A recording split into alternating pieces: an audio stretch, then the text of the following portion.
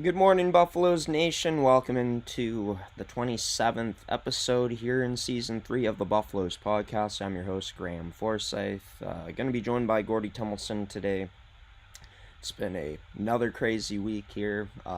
Pretty much at the end of March. This will be the last March edition of the Buffaloes podcast we see this year. Only a couple more episodes to go as we're going to close out season 3, recapping the Buffalo's seasons in terms of their 4 programs.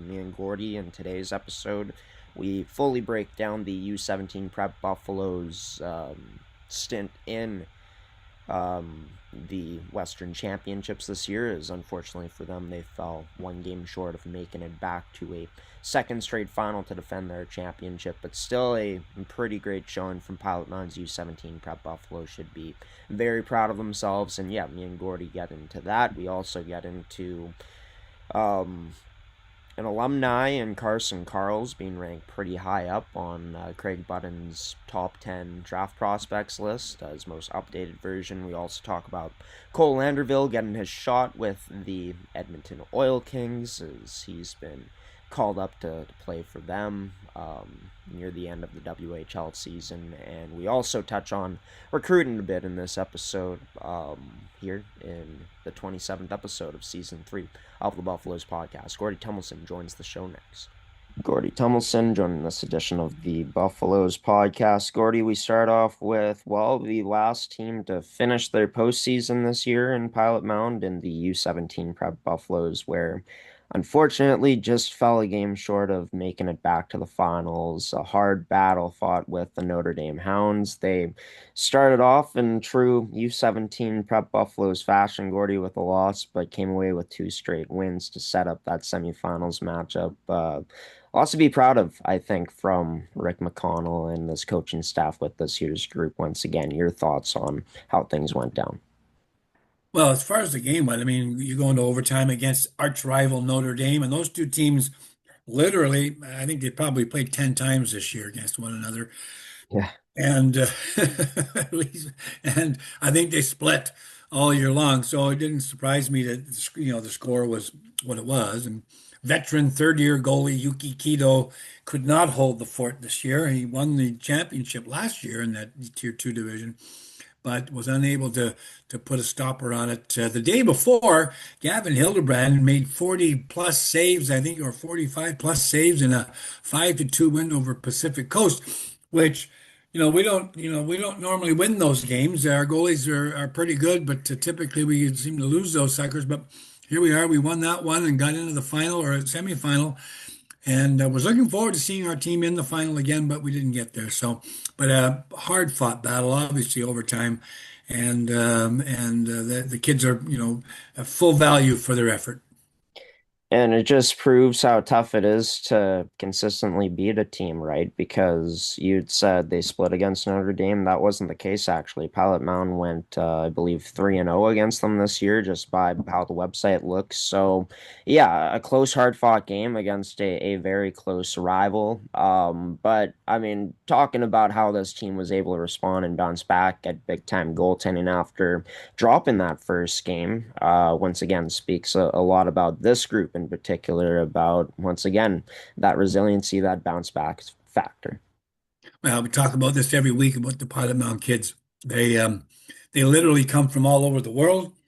They form up, they get this buffalo thing on their chest, and through the process of working every day on the ice every day, twice sometimes in the fitness room together in this pretty fancy dorms, that kind of five-star dorms we've got in Pilot Mound, and they get on that bus and they go and they're a group, and they're usually a pretty proud group by the time Christmas comes, and then it's just bang it out and go ahead and attack for the rest of the season and get in the playoffs. Let's see what we can do, and they do it. And yep, it doesn't surprise me that these kids, they dig down deep. They learn to dig down deep. They don't float through anything. They're not able to, because otherwise they get wiped out, and no one likes to get wiped out. So off they go, and they play as hard as they can. Sometimes it works out, sometimes it doesn't. But at the end of the day, you can be proud of your effort. And I know all four teams are proud of the effort the kids made during the postseason as well as most of the season. An interesting trend here is, in the two victories that they had, goaltenders faced more than 40 shots, and the loss to Notre Dame, less than 30 shots given up by the stats for Pilot Mountain. But what does that say? Once again, we've talked about it before, but when you can get good goaltending, that makes all the difference in the world leading up to, of course, that semifinals matchup and getting solid goaltending again against Notre Dame, even though the shots were down. Yeah, the shots were down. I mean, you gave up two. You give up one every 10 shots. I mean, that's the average. And so you had 30 shots on goal or whatever it was, 25. You've given up two goals in the regular, and then the overtime is whatever it is. Um, However, it really isn't the number of shots, and that usually equates to something, but some matter of fact. But it's the degree of difficulty on those 25 shots versus the Right. 40 shots. And so if you're getting scored on back door, nothing you can do about those, okay, for the most part. But if there's no backdoor plays, you can stop 40 shots all night long. If everything's coming Yeah. right at you, as far as the goalie's concerned, boy, that's like living on the beach. You're just shooting it right at me, and I'm just standing here. Perfect. I don't have to move. I don't have to get out of position. So kudos to the defense, to the defensive game, the forwards back checking, putting pressures on the shooters. It's a team game. And when the team breaks down, the goalies a lot of times are able to kind of help out and make a big difference. Sometimes they can't enough. But if the team really plays well defensively, wow. I can tell you a story about my U13 Thrasher team. The kids, we had a great season and got knocked out in the playoffs because of a great defensive effort by the other team. And so, that's important Right. to remember. That's a team game. Oh, no doubt about that. And well, a great team put together again by Rick McConnell and his staff this season. Can't wait to have a chance to recap their season as well as all of the Buffalo seasons coming up in the next few weeks to end off this season of the Buffaloes podcast. But Gordy, speaking of the U17s, one of their former players who's tearing it up in the WHL, Carson Carls, saw this post before we started recording this interview from TSN. Craig Button releasing his top 10 prospect list, the latest edition of it. And for Mr. Carls, he's number two on the list, only behind consensus number one, it seems, and Gavin McKenna. But hey, the product from Cypress River, played some time in Pilot Mountain, Manitoba, continues to get noticed, getting closer and closer to that big day. Wow. Well, what a great thing for Carson and the Pilot Mound program and the Pilot River kids and the minor coaches that he had and his dad and the family and all that whole thing is amazing. I was still involved at Pilot Mound big time on the ice when Carson was there for his first 2 years. Um, and what a neat kid. And he just grew and got better. And you could just see this guy's got it. He's got it. Yeah. And so we can't talk about it because we don't know what it is. But at the end of the day, he's got it. And I think, in terms of what Craig Button has to say here, and is you've got a defenseman who really knows how to play defense and can be an offensive threat. It's kind of like the Paul Coffey guy. You put Carson Carls in that Paul Coffey thing, and he's right there. In terms of being able to rush the puck, move the puck, take the puck. We saw a little bit of that in the World Juniors as a non-drafted yet player playing, a regular shift in the junior.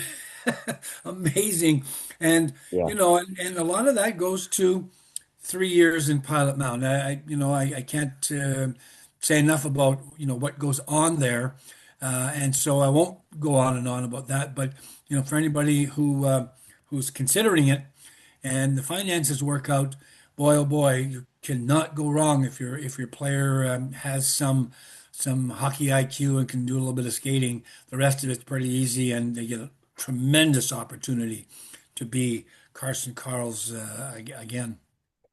Yeah, and among defensemen in the WHL this year, you spoke about his offensive ability, which we've talked about so many times throughout the time on this podcast that it's existed. But yeah, 73 points in Amazing. 58 games played, and pretty cool to be able to see him Wow. grow throughout his time in Pilot Mountain, Manitoba. But yeah, speaking of another kid that's in the WHL, someone we've had on the show this season, and Cole Anderville scored his first career WHL goal with the Edmonton Oil Kings. Gordy, Pilot Mound alumni and now active current players making some noise in the dub.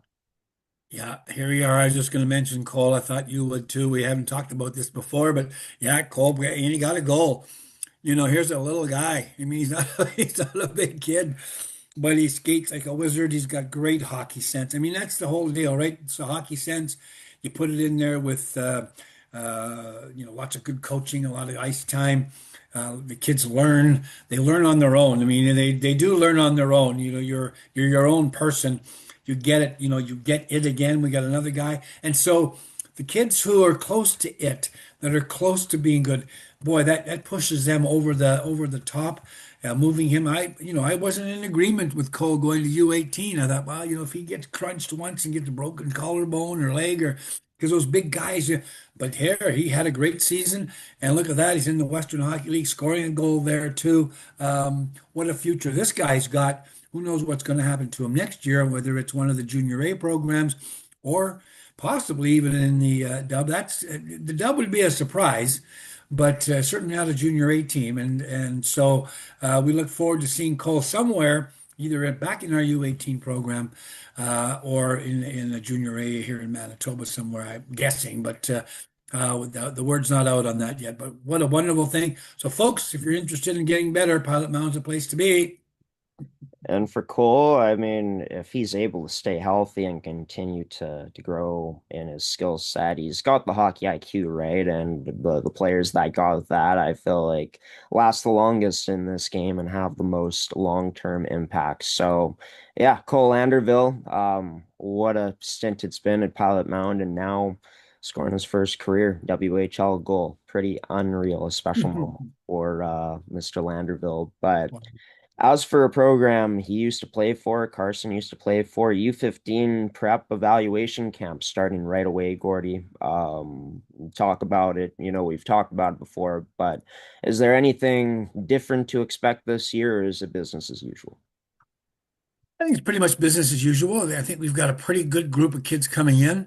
There's somewhere between 20 and 30 kids signed up, and that's a great thing, at least the last time I heard. And we're looking to see what comes out of there. That certainly, we'll get a few players out of that effort. And then of course the kids that come at U15 tryouts, they're certainly maybe coming back next year or the year after because there's still opportunity for them to continue to play at the academy. So they get a kind of a look. See, U15 is tough with mom and dad to let their kids go. They're a little bit. They're not sure the kids are mature enough or ready. We have found that because of the homey dorm style nature of the program, the family nature of the program, kids tend to thrive. It's never a surprise. I remember Gavin Hildebrand and his mom were talking to them recently, and Gavin went to live with the Ramage family on his first year at because she thought it was better to be in the family picture at a home. As it turned out, she said to me not too long ago, boy, as it turns out, Gavin would have been just fine at the dorms. But parents don't know that, and they're letting their kid go, and it's miles down the road or across the country or into a new country, and so yeah. But it seems to work out pretty well for the kids that show up because of the team bonding, the family unit, the dorms picture, the school's perfect. I mean, everything works. It's all in unison, and we look after the kids. We care about them. And I think what is huge too is, I mean, in anything you do, the environment you're in, it it has a lot of impact on outcomes and all that stuff. I don't know the exact science behind it, but I know when I was having my funnest times playing hockey, Gordy, was when the group was a lot of fun and you could, gel with them easily. And then the crappier years were when the group wasn't clicking as much with each other, right? So the environment, that's huge. Pilot Mountain has that nailed down, it seems. And I know we've talked about it before. It's a huge part of the selling point of Pilot Mountain, but how huge is that specifically for the younger age group in the U15 to preface that in the marketing and the recruiting when talking to these kids and their parents? Well, it's everything. Because it's safety, it's maturing, it's somebody caring about them. Mom doesn't want to let the boy go, and good on them. Moms are special people, and they, and a lot of dads too. I'm not gonna, don't want to get beat up by the dads here, but because it's tough to let your player go, a girl or a boy. The U18 girls, the same thing. It's hard to let your player go, but as it turns out, it tends to be the right thing for those kids that can handle it, and that's always the weighing point. Can my child handle this? And there's plenty of good examples of that. The Carson Carls, Cole Anderville, and a gazillion of the girls, and all of those kinds of kids come through. But because there's such a great foundation at the academy for and which creates the environment, it works, it's bigger than sending a kid off to a billet in Calgary or Edmonton or somewhere else where the player gets lost. You don't know what you're getting at the billet. You trust the billet; they've been around a long time, but who knows, right? But at the dorms, boy, it's supervised and coddled and disciplined, and all those things are all bunched in there, and it works pretty nicely.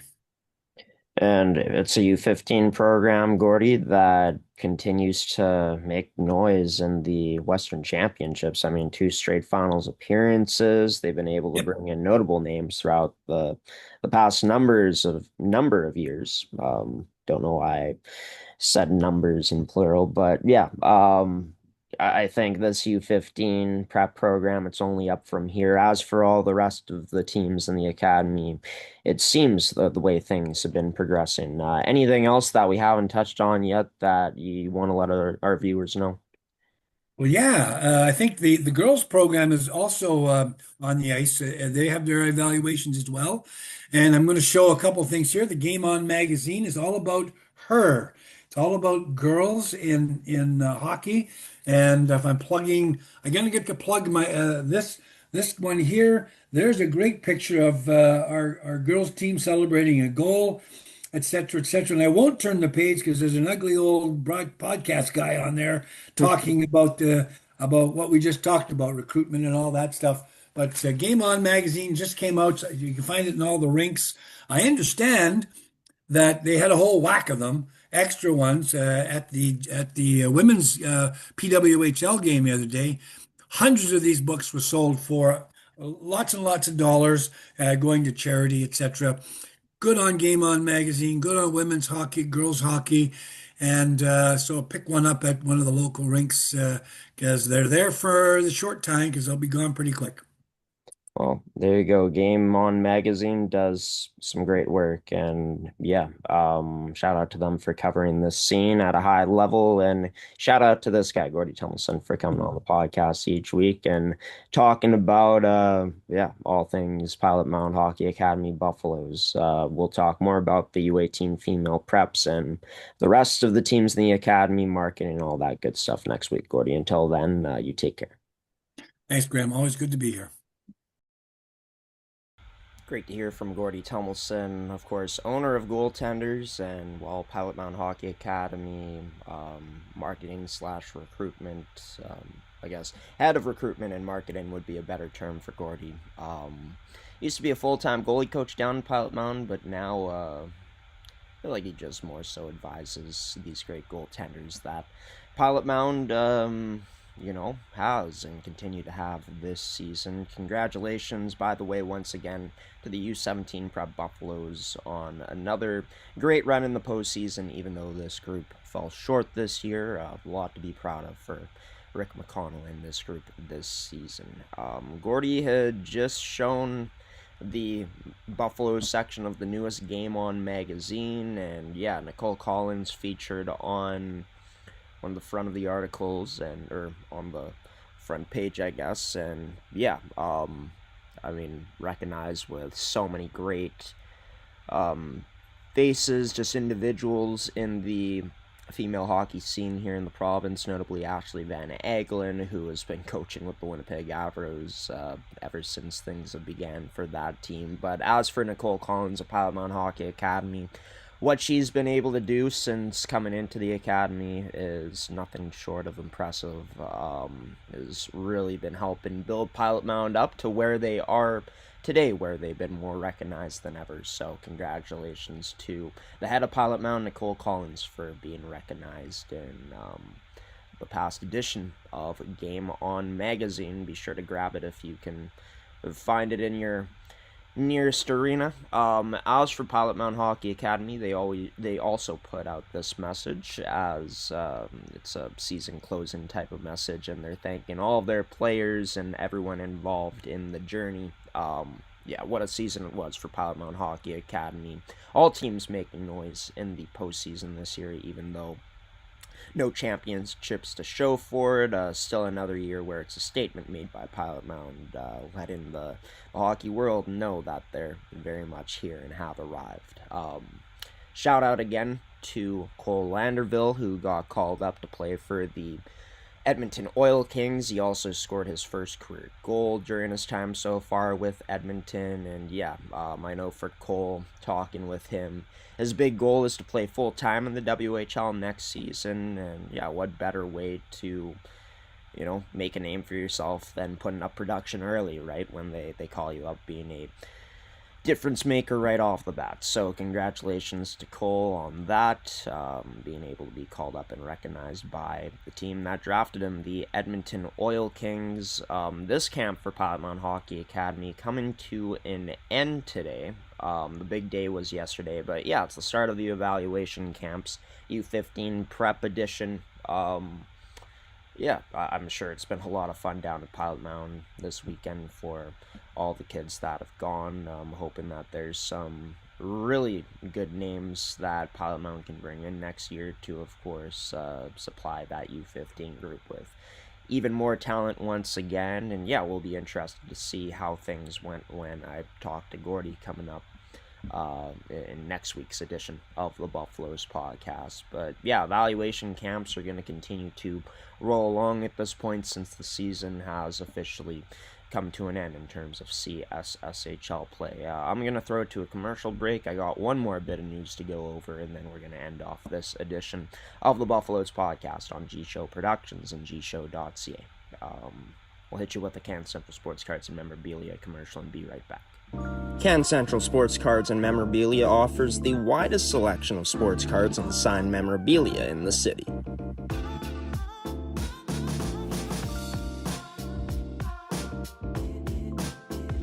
For dedicated casual and new collectors, Can Central Sports Cards and Memorabilia has everything a collector could ask for. Everything we sell is stored with care, and with help from our knowledgeable team, we'll help you find exactly what you're looking for. We carry Upper Deck hockey card brands like Series 1 and 2, The Cup, Ultimate, SPA, and plenty more. So what are you waiting for? Come down to Can Central Sports Cards and Memorabilia, Winnipeg's premier sports cards and memorabilia store.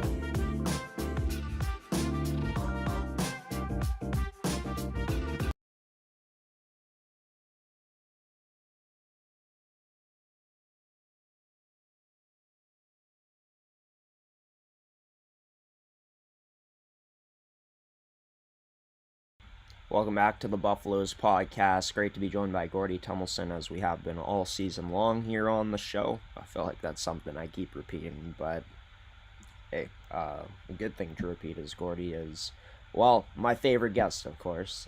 Always great to have him on the show. And yeah, great to see that Pilot Mound has already gone to work and filling their coaching staff for next year. Officially named head coach is Una Pervianen. Pervianen.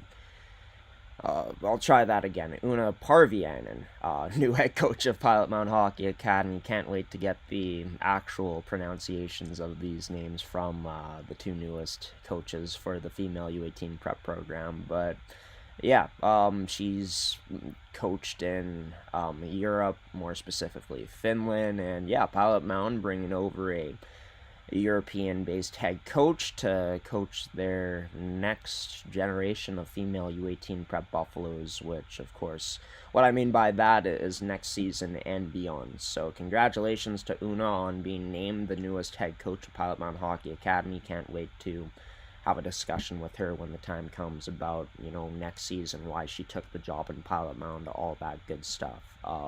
So yeah, that's all the news for